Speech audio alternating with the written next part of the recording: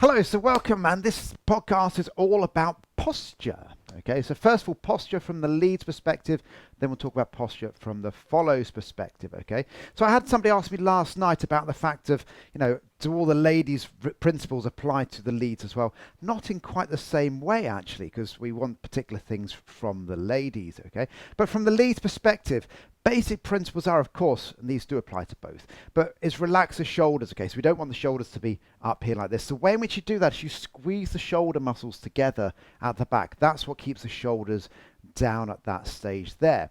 As you're stepping back, again, what you're looking for as a lead is, again, I'm looking to stretch all the way back into that back foot, whichever foot it can be. Okay, so as a lead, sometimes I will go back on my right foot. Sometimes I'll go back on my left foot. It depends, sometimes out to the left-hand side, and of course, sometimes out to the right. Sometimes I'll even pivot round and step like through. Okay, but the main thing is that you've got your eyes up. Okay, a lot of the time, and I of course don't necessarily have this problem so much, but ladies are shorter than the men are. So the temptation as a man is to kind of hunch over your partner a little bit because you're trying to give them attention and look at them. Okay, by all means you should be looking at your partner, but you can kind of do that looking down with your eyes a little bit, but whilst keeping your frame in a good position as well. Okay, so posture wise, we're looking to keep the shoulders down, squeeze the bum muscles. I don't know why I did a German accent, but squeeze the bum muscles and make sure the main things I want you to think about is commit to your weight whichever way you're going to do it. Okay, so if you're going out to the left,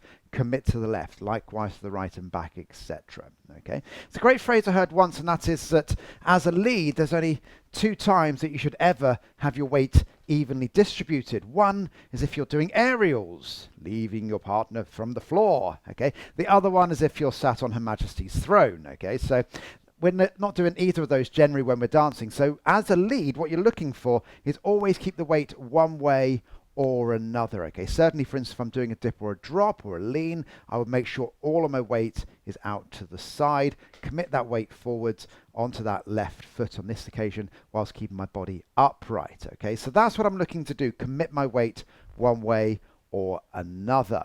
Now, from the ladies' perspective, I liked this part last night, again, when we talked about this.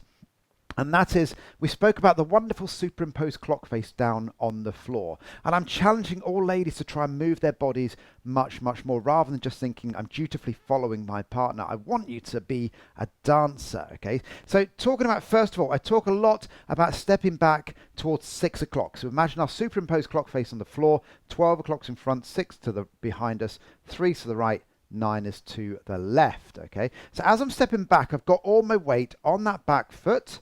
As a lady, stretch into that back leg, so you've got a straight back leg at this stage here, okay? So that's where, position-wise, your foot should be. 6, maybe for advanced dancers, 6:30, okay?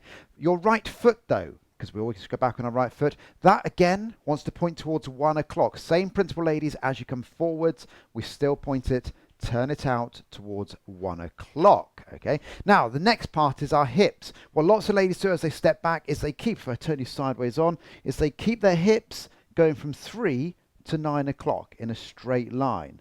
What I want you to do, ladies, so I'll come this way around so you can see, what I want you to do with your hips, ladies, is bring your hips back so they're actually coming round to 4:30 to 10:30. I'm being very specific with my half pasts, okay? 10 to 4 isn't quite enough. And that will bring the hips back. However, I don't want the shoulders, just each time we do it, just to pivot back with them, because otherwise your slot position will change. So we're still looking, there is my slot straight in front of me. So as I step back there, my hips are pushing back, but actually I'm going to slightly rotate my shoulders forwards, so they are more at the 3:30 to 9:30 position, again looking down from above with my superimposed clock face. Okay, and then what that does, you see, is it creates this rotational part, and it isolates from your rib cage up. So although your hip has got to that part there, your body and your shoulders can still move independently. It's not just stepping back, okay, and stopping. So we want to make sure we're really pushing back into it, then you can move forwards much more comfortably, okay? So I talk about the fact that, ladies, we talk 6 o'clock with the foot,